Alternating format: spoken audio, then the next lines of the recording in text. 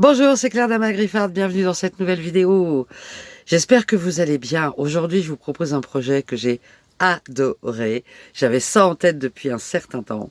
Il y a plusieurs semaines, vraiment plusieurs semaines, j'étais tombée par hasard sur un patchwork qui s'appelle Wash Day 1956, c'est-à-dire Jour de lessive 1956. Et j'ai trouvé super sympa. Et j'ai fait beaucoup de recherches. Le patron en lui-même est impossible à trouver, mais j'ai quand même trouvé qui était à l'origine de ce patch, et vous avez son nom dans la barre de description. Et j'ai aussi trouvé quelqu'un qui montrait le pliage très particulier, enfin en tout cas une façon de faire un pliage très particulier pour ce projet. Et donc là aussi son nom est dans la barre de description. C'est un tuto qui est dans du pas à pas, c'est-à-dire que j'ai créé le projet en même temps que je filmais, donc avec les aléas d'entre guillemets le direct. J'ai pas éliminé tous mes allers-retours. Au contraire, je trouve que parfois c'est intéressant d'avoir le cheminement de la pensée. Donc c'est un tuto comme ça, avec quelques erreurs dues à ma dyslexie, avec lesquelles j'ai composé, et puis aussi des choix que j'avais fait à un moment donné, et puis que j'ai pu modifier par la suite. Là aussi, je vous les ai laissés parce que ça peut vous donner des idées différentes aussi, si vous avez envie de réaliser ce projet. En tout état de cause, j'espère que ça va vous plaire, autant que moi j'ai pris plaisir à le réaliser. Allez, place au tuto. Alors, ce que je vous propose déjà, c'est de regarder avec moi le schéma que j'ai construit pour le projet que je vais réaliser. Alors, vous avez vu sur les photos, il y a trois rangées de petites robes. Je vais en faire que deux pour le mettre là où je voudrais le mettre. Et les dimensions de ce projet pour moi, au total, ça va faire 5 inches de largeur et 14 inches de hauteur. C'est-à-dire 41 cm de long sur 35,5 de haut. Je reste en inch, mais peu importe, puisque je le fais avec mes dimensions, mais il peut se réaliser dans n'importe quelle dimension. On a vu aussi qu'il y avait un cadre blanc ou beige autour et une bande qui sépare chaque rangée de petites robes. Donc moi, je vais avoir deux rangées. Ces bandes, je les prévois à 1 inch de large, ce qui, avec la marge de couture, va ramener à 1/2 inch, ce qui me paraît bien. Et ensuite, on a un petit bout d'herbe et un grand bout de ciel. Donc, le petit bout d'herbe, je vais l'estimer. Donc, moi, 2 carreaux, en fait, ça fait 1 inch. Ok, donc le petit bout d'herbe, je pense que je vais le faire. J'ai 5 inch 5 maintenant à l'intérieur et 14 inch maintenant à l'intérieur de mes rectangles. Je pense que je vais le faire à 1,5 inch. Plus les marges de couture. Donc là, moi, je vais avoir 1,5 inch. Et donc, mon ciel, il va faire 1, 2, 3, 4 inches. Ça, ici, est pareil de l'autre côté, puisque les deux vont être identiques.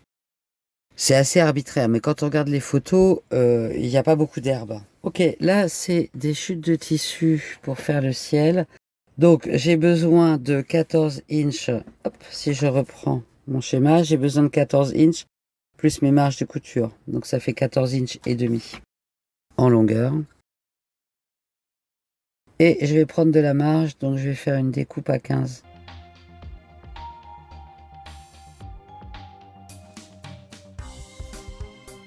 Donc là, j'ai la longueur et en hauteur, j'ai dit qu'il me fallait 5,5 avec marge de couture, donc 6. Bon, bah, je suis à... Ok, je suis à peine à 6.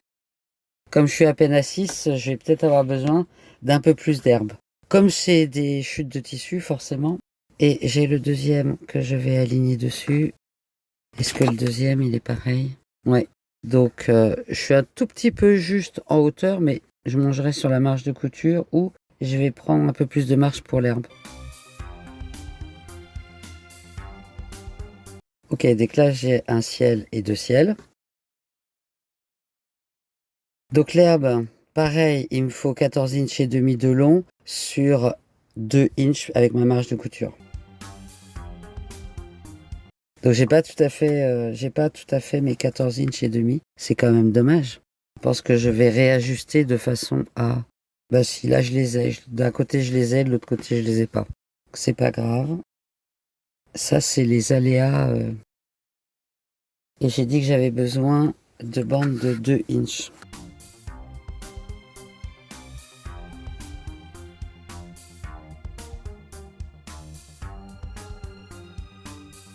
Ah oui, mais j'ai dit que j'aurais besoin peut-être d'un peu plus large. Donc ma règle fait 2 inches et demi. Je vais prendre 2 inches et demi. Et donc là, pour l'instant, j'ai donc de l'herbe, du ciel et du ciel. Et je vais quand même avoir besoin de la bande qui va réunir le centre. Donc je vais découper la bande centrale. Donc et la bande centrale, elle doit faire la même chose en fait. 14 inches plus la marge de couture, donc 14 et demi sur 1 inch et demi. Non, sur 1 inch, je reste à 1 inch. Donc je récapitule, on a notre bande centrale, on a du vert ici, du bleu au-dessus, du bleu en dessous et du vert en bas. Ça c'est la trame sur laquelle on va venir poser les petites robes. Donc après c'est pas très difficile. On va venir coudre ici, on va venir coudre, oui mais il n'y a pas de sens, on va venir coudre ici, on va venir coudre ces deux-là ensemble et enfin on va réunir le tout. Ok? Donc à la main ou à la machine, comme vous voulez. Pour le coup, je suis connecté à l'électricité, ça va être très rapide, je vais le faire à la machine. Je pense que ça va aller vite comme ça. Bon allez, juste pour vous faire rire, j'ai fini de monter les bandes ensemble, j'ai fait le tour. Et celles qui me connaissent un peu savent que je suis dyslexique. Donc en fait l'ouvrage, je voulais le mettre dans ce sens-là. Pour le mettre dans un endroit précis du camping-car. Donc il va être dans ce sens-là. Et je vais le mettre dans un autre endroit, vous verrez plus tard où je vais le mettre. Donc c'était juste pour vous faire rire parce que une fois de plus, je suis partie à l'envers. Bon, dans le bon sens ou pas dans le bon sens, c'est pas grave. Voilà donc j'ai fait toute la trame finalement, y compris le tour, puisque on va venir mettre en appliqué à la fois les barres et à la fois les petites robes. Donc je vous montrerai à la fin où je vais le mettre. Et finalement, il sera très sympa là aussi. C'est pas très grave, à l'envers ou à l'endroit, on y arrive toujours. Maintenant, ce que je vais vous montrer, c'est comment on réalise les petites robes. Alors, c'est pas la bonne dimension, mais j'en ai réalisé une pour vous montrer un petit peu. J'ai fait une robe qui serait plutôt un peu comme une robe de bal. Elle est très longue. Ça va dépendre complètement de la dimension des tissus que vous allez choisir. Donc je suis parti, je vais évidemment vous montrer le pliage. Je suis parti pour, alors la robe, si je la replie, si j'arrive à la replier du coup, si je la replie pour que vous ayez un petit peu une idée. Donc celle-là, elle mesure, il va falloir que je vais prendre ça pour vous le faire dans les deux dimensions. Celle-là, elle mesure 8, un gros 8, oui, alors globalement 8 inches et demi, 9 inches, c'est-à-dire 23 cm. Et pour avoir ce résultat, je suis parti d'un carré. On peut partir d'un carré ou d'un rectangle. J'ai bien aimé l'idée du carré. Donc je suis parti sur un tissu qui faisait 10 inches et demi. Et je suis parti d'un carré qui faisait 10 inches et demi. Donc pardon, 10 inches et demi. Ça faisait 26 cm et demi. Donc évidemment que ce serait beaucoup trop grand pour le modèle que je réalise. Donc je vais prendre des coupons plus petits. Je vous montre tout de suite comment on construit à partir d'un carré une robe comme celle-ci qu'on va venir ensuite accrocher sur l'ouvrage. Alors c'est parti pour le pliage. Décidez dans quel sens vous allez mettre le tissu selon l'imprimé que vous utilisez. Si vous avez un joli motif qui soit au centre d'un côté, dirigez-le vers le bas. Donc on va le mettre sur l'envers et on va faire un premier pli. Vous verrez pourquoi ce que je viens de dire. On va faire un premier pli au milieu. Vous pouvez juste le repasser avec vos doigts ou repasser un petit coup comme ça. Ensuite, on va ouvrir et on va venir replier de chaque côté sur cette ligne-là. sur la ligne centrale. Et on va marquer aussi au fer ou pas. Hein. Ensuite, on va l'ouvrir à nouveau. Alors, je vais mettre dans ce sens-là. Donc, les pliures sont là. Et on va venir... Non, on va l'ouvrir. Donc, là, on voit notre pliure centrale et là, on voit les deux autres. Et on va venir plier, reprendre le pli qu'on vient de faire et replier au centre. Pareil de l'autre côté, reprendre le pli qu'on vient de faire et venir le replier au centre. Et donner un petit coup de fer. Ensuite, on va le tourner de façon à ce qu'il soit orienté vers nous. Ça va être le bas de la robe, ça va être le haut. Alors, pour constituer le haut, vous avez vu tout à l'heure, quand je vous ai montré le modèle, j'avais très peu de haut et beaucoup de bas. Donc, on peut le faire un peu comme on veut. On va venir à la hauteur que vous voulez, selon la forme de la robe que vous voulez. Vous allez venir replier sur environ 1 inch, quelque chose comme ça. Donc, on va venir replier en faisant en sorte que tout soit droit. On va venir replier comme ça. Donc, on a le dos est comme ça et le devant est comme ça. Et on va venir écarter et créer un petit angle ici. Écarter un petit peu, beaucoup, comme vous voulez. Et faire pareil de l'autre côté. Et on va créer un angle. Vous pouvez repasser aussi. C'est pour ça que je disais tout à l'heure, si vous avez un joli motif là, c'est joli qu'il ressorte dans le pli de la robe. Ok, une fois qu'on a fait ça, on va retourner l'ouvrage. Donc on est comme ça. Ça c'est le dos. Donc, une fois qu'on est là, on va venir rabattre le centre et constituer ici un triangle. Alors, je ne sais pas pourquoi celui-là, il ne se met pas comme je voudrais. Voilà. Alors, celui-là est bien, il s'aligne bien. Celui-là est un peu moins bien aligné. Je suis peut-être pas bien centré. Donc, on rabat comme ça de façon à ce qu'on ait... Ça va faire le décolleté de la robe. Donc, on a 2 triangles comme ça, ici, pour faire le décolleté. Et on va venir ensuite rabattre cette partie-là. C'est chaud, comme ça. Pour là aussi, créer un triangle. Et pareil de l'autre côté, pour là aussi créer un triangle. Pareil, on peut repasser, mais il faut surtout maintenir. Si vous trouvez que ça fait un peu trop de tissu, vous pouvez rabattre encore une fois pour avoir une forme un peu plus jolie sur le côté. Après, il faut arriver à tout tenir en même temps, sans se brûler. Ok? Et ensuite, ce que l'on va faire, c'est qu'on va rabattre cette partie-là de cette façon-là. Et ça va constituer les manches de la robe.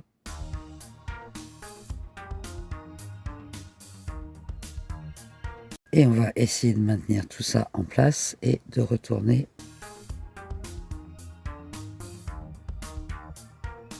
Et voilà une petite robe. Alors, pour pouvoir que vous puissiez la voir, je vais juste positionner quelques épingles comme ça, que j'ai pas besoin de la maintenir. Et voilà comment on fait une petite robe comme ça. C'est rigolo, non? Alors, le pliage, il faut l'intégrer là, par exemple, on voit que c'est pas tout à fait pareil par rapport à là, mais bon. Donc, il y a besoin d'un petit peu d'entraînement. Cette forme-là, elle est très différente de la forme que je vous ai montré au début. C'est le même tissu, c'est le même coupon. Mais elle est très différente parce que le haut c'était vraiment une taille empire tout à l'heure. Là, je suis plus sur une taille normale et une robe longue. Mais, alors, je vais le faire pour celle-là pour vous montrer, parce que c'est un exemple. Si vous avez pris de la marge en longueur, ce qui n'est pas du tout anormal, vous pouvez, et que vous trouvez que vous avez trop de longueur, revenez simplement comme ça, la faire plus courte si vous le souhaitez. C'est rien du tout.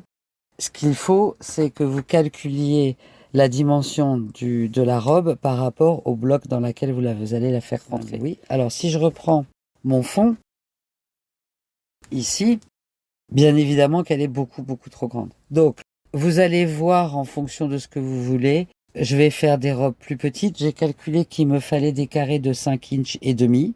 Et si vous vous souvenez sur les photos, elles se baladent puisque c'est un fil à linge. Donc, à mettre en appliqué, je vais aller chercher du marron. Je vais créer 2 poteaux là, et puis la même chose en bas, en fil marron. Mais je voulais vous montrer le pliage de la robe. Ce que je vais faire, c'est que je vais coudre en appliqué les poteaux.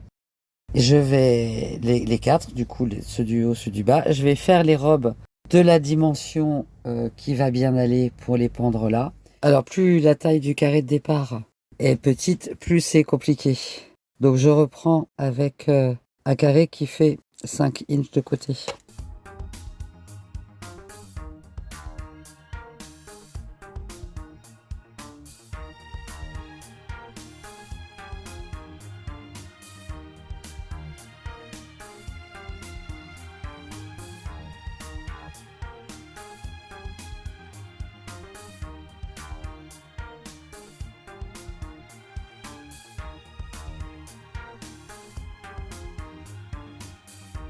Donc, le devant et le dos.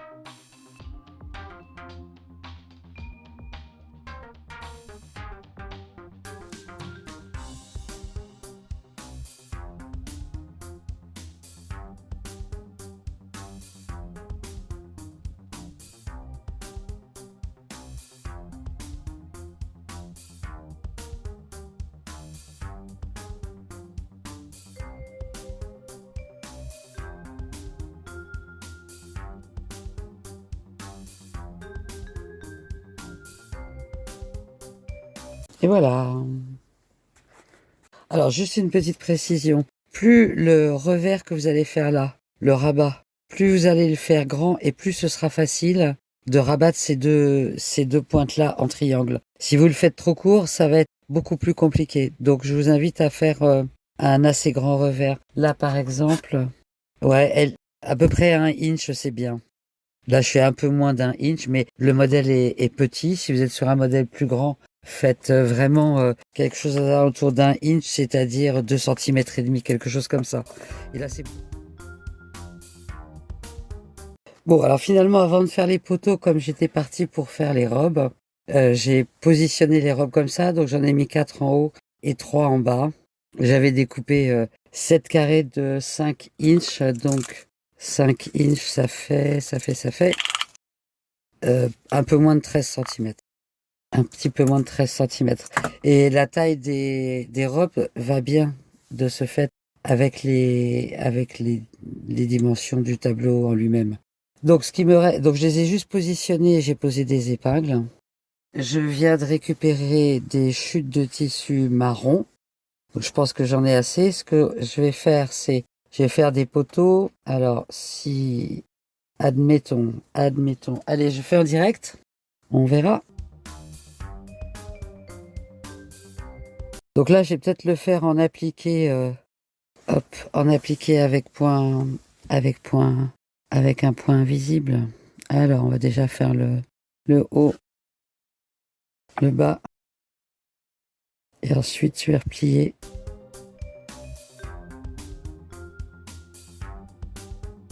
Alors là, j'ai pas de dimension, hein, c'est vraiment comme vous le sentez. Là, j'ai coupé un bout, vous l'avez vu.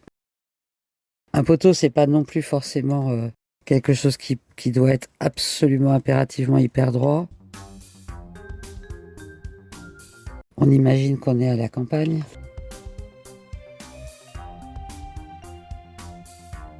Ok.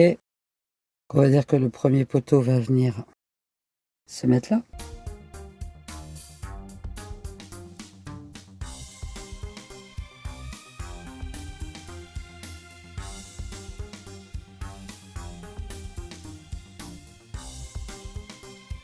Voilà, alors est-ce qu'il est bien placé, la hauteur, etc. On va voir. Je vais venir en mettre un deuxième là.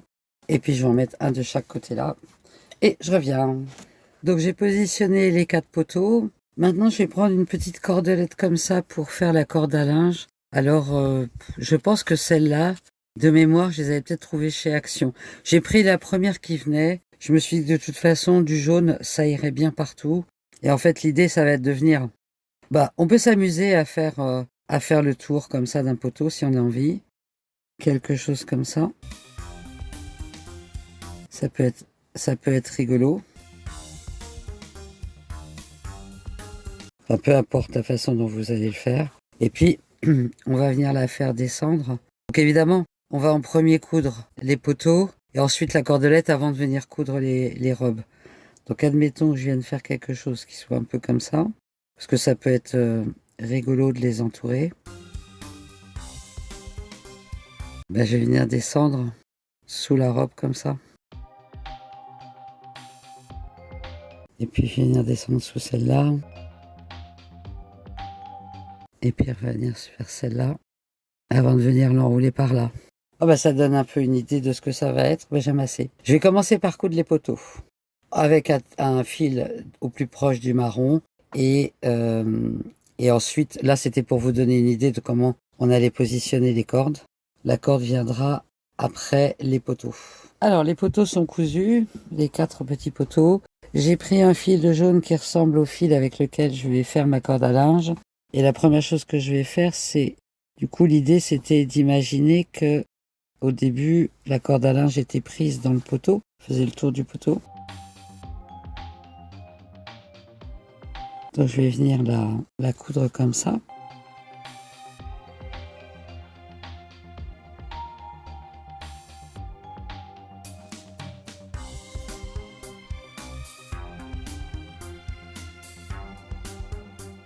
Alors ça, c'est une variante que je mets, c'est pas...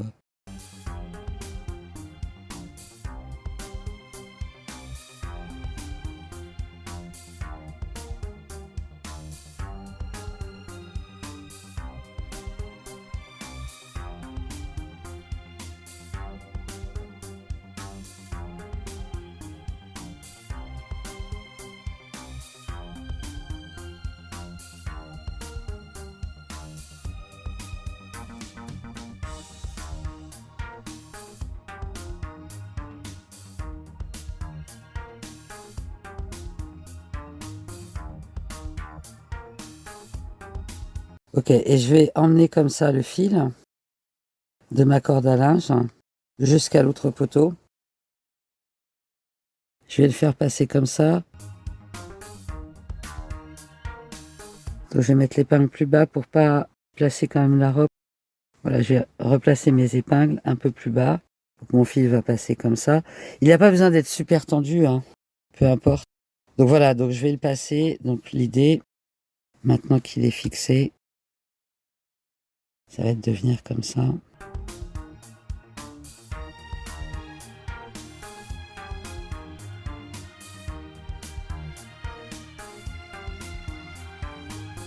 Voilà, ça va permettre de le maintenir comme ça. Je vais jusqu'au bout et je vais faire la même chose pour celui du haut. Et je reviens.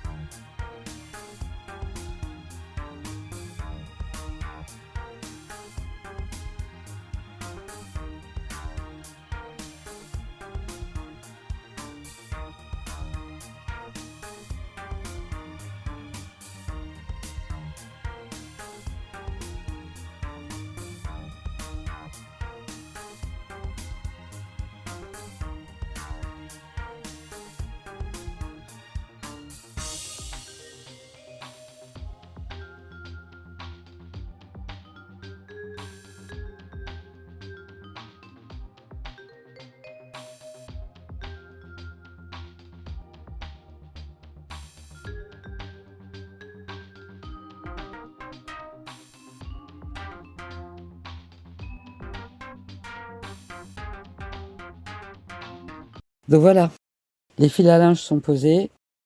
Un qui est plus tendu que l'autre, mais c'est pas très grave. Donc ce que je vais faire maintenant, c'est choisir des fils qui correspondent aux couleurs des robes. Et puis, je vais venir coudre en appliqué les robes. Là, on est sur le bord du tissu. Donc pour que ça s'effiloche pas, je vais faire un point de feston ou de bourdon, je ne sais jamais. Et alors là, on peut décider de laquelle est par-dessus l'autre, dans quel sens on veut le faire. Peu importe, est-ce qu'on a envie d'avoir plus de fleurs ou plus de rayures? Est-ce qu'il y a une logique ou pas? Je sais pas. Je pense que celles-là, elles vont être comme ça. Et puis celle du bas, elle se touche pas. Donc pour celle-là, je vais prendre un fil beige. Pour celle-là, un blanc certainement. Pour celle-là, je vais sans doute essayer un petit orange. Et puis voilà. Je vous montre ça tout de suite. Je vais commencer par celle-là. Comme le décolleté est replié, je pense que je ferai un point visible. Mais pour tout ce qui va être là, bord du tissu, je vais être en point de bourdon ou feston. Je ne sais toujours. Ah, je suis partie à l'envers. Définitivement dyslexique aujourd'hui. Alors, est-ce que je suis capable de le faire dans l'autre sens? Je crois pas, hein.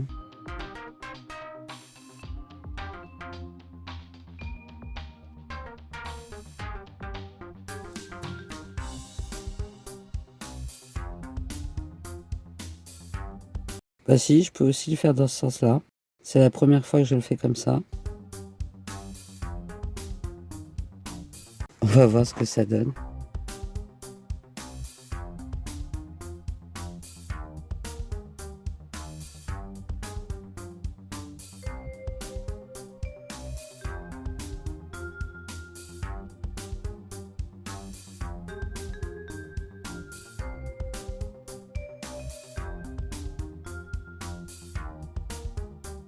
Ah, c'est un tissu qui s'effiloche, hein, celui-là.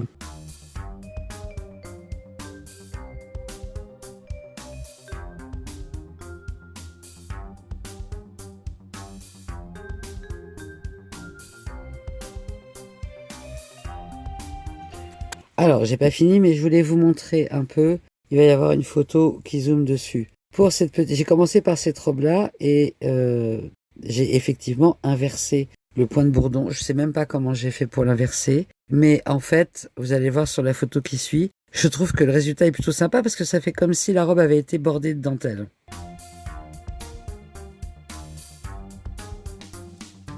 La deuxième robe que j'ai faite, puisque j'étais avec un fil beige, c'est celle-là. Et là, j'ai fait le point de bourdon normal. Voilà ce que ça donne. Et je suis en train de faire celle-là. Et pour celle-là, j'ai rentré partout le tissu. Sauf sur les manches. Parce que là, c'est tellement petit que je vais être obligée de faire un point quand même. Je l'ai fait là de bourdon, de feston. Je vais faire pareil. Mais sinon, j'ai rentré partout. Et je trouve que le résultat est pas mal. Alors évidemment, ça raccourcit. Si je l'avais prévu plus tôt, peut-être que j'aurais ajouté un demi-inch dans la longueur. Et voilà la préparation des deux autres. Et je trouve que ça fait quand même plus joli et plus propre de faire en point invisible partout. Et ce que je voulais vous préciser, c'est que dans la couture, je couds partout. C'est-à-dire que je couds l'encolure. Alors maintenant, tout ça va être au point invisible, mais si vous ne faites pas au point invisible, si on prend celle-là par exemple, si je prends celle-là, l'encolure est faite au point invisible, y compris cette pointe-là. La démarcation là entre le haut et le bas est en point visible et ces parties-là sont en point invisible. Mais j'ai aussi cousu l'intérieur des robes pour que ça bouge pas en point visible.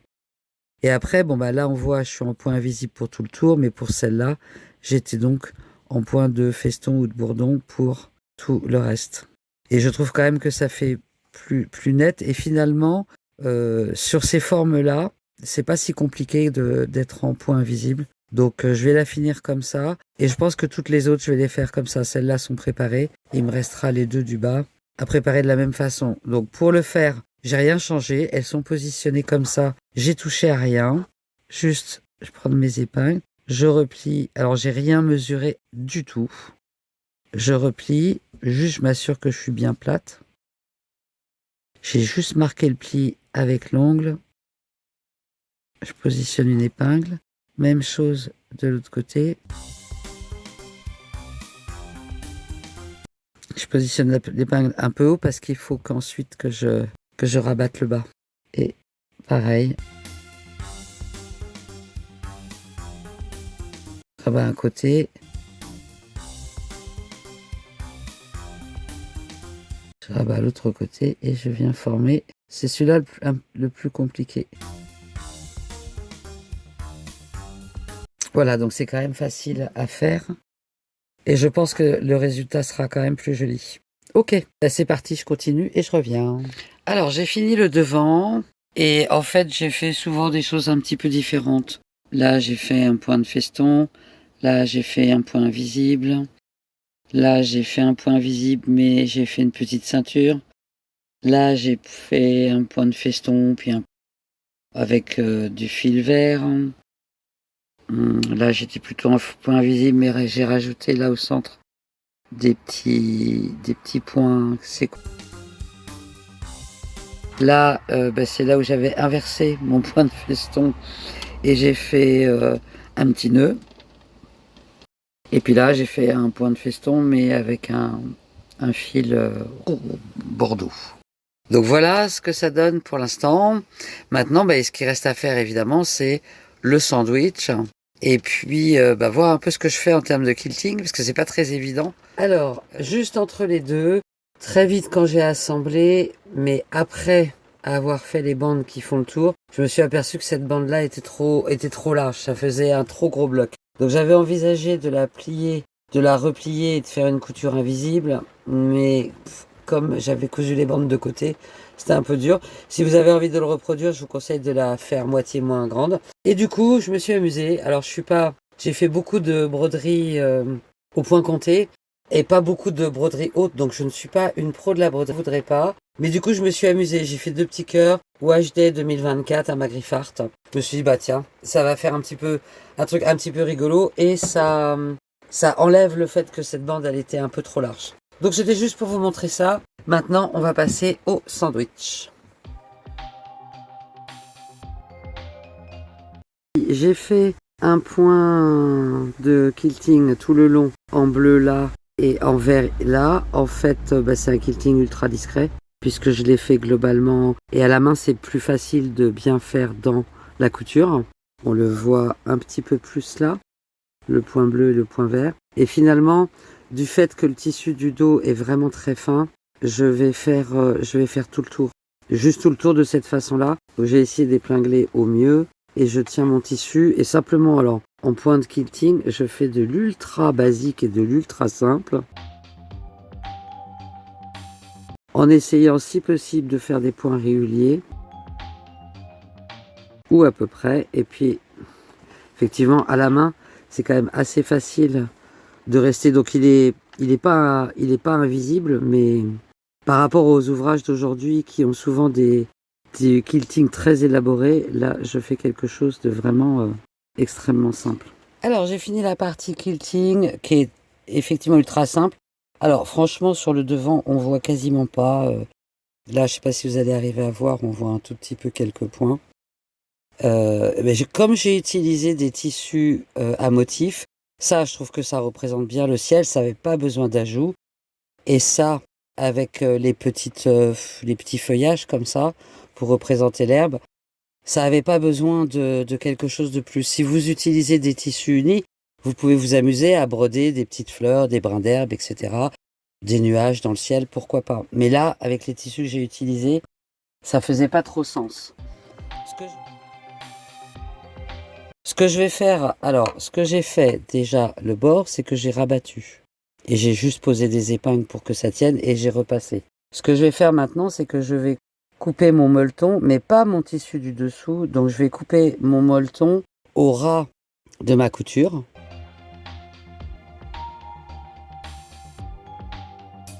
Je pense que je vais couper finalement, puisque j'ai cousu tout le tour, je vais couper sans couper le devant.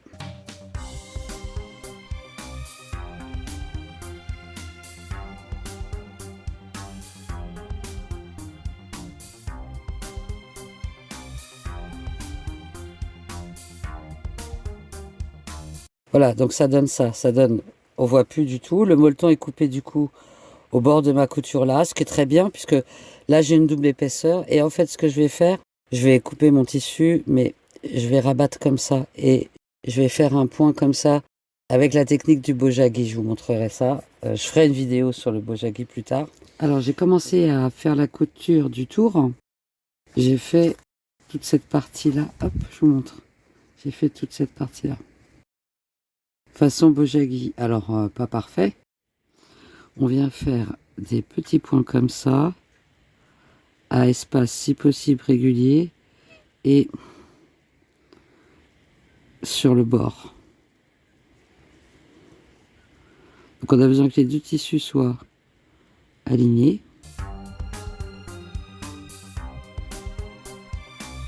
En Bojagi, c'est volontairement, les coutures se voient. Mais ça, on en parlera un autre jour.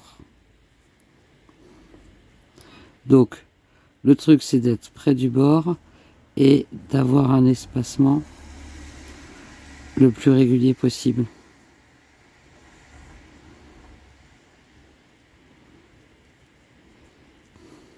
Donc c'est un point qui est bien connu, hein. Je ne sais plus du tout comment il s'appelle.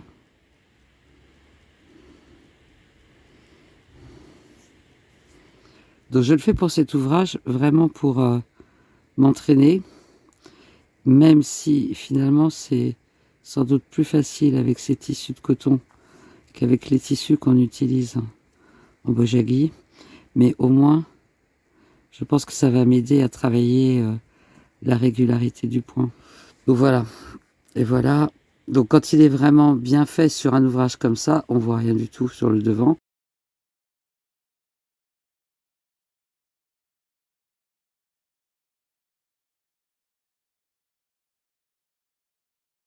Alors franchement, est-ce que vous le trouvez pas fun ce projet? C'est rigolo, non? J'étais en train de penser en le regardant que on pouvait le transposer. Par exemple, je pensais que il y a quelques années en arrière, j'avais retrouvé une boîte dans laquelle j'avais des tenues de Barbie. Alors, je pense pas qu'il y avait de Barbie à mon époque. Je me souviens plus trop. Peut-être les premières Barbie, je sais pas. Mais en fait, c'était des tenues de Barbie assez anciennes et je les avais données à ma petite fille. Et je me disais, mais ça pourrait faire un petit patch très sympa avec d'anciennes tenues de Barbie rétro, par exemple. Ça pourrait être aussi un memory kilt, c'est-à-dire un kilt de souvenirs, un patchwork de souvenirs avec, par exemple, pour une enfant qui grandit, lui faire un petit patch avec les robes de ses Barbie préférées ou en plus grand de ses poupées préférées, pourquoi pas, ou les robes préférées de ses poupées. Enfin bon, on peut le mettre dans tous les sens. Pour un petit garçon, on peut imaginer les tenues des Ken.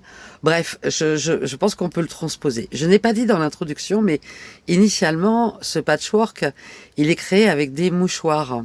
Vous savez, ces mouchoirs de femmes qui étaient soit brodés, soit qui avaient un dessin alors souvent dans les quatre côtés, les quatre milieux, ou au centre d'un côté ou de deux. Et en fait, c'est pour ça que je disais que c'est bien de garder, s'il y a un motif, le centre du bas de la robe. Après, j'en ai cherché, j'en ai pas trouvé, et j'avais pas le temps de chercher énormément non plus, mais j'ai quand même demandé un peu autour de moi et j'ai pas trouvé. Et j'ai pris des tissus, tout simplement des tissus fleuris ou rayés, parce que je trouvais que ça allait bien dans le style de ce patch. Voilà, j'ai adoré ce projet, je le trouve très fun, très rigolo.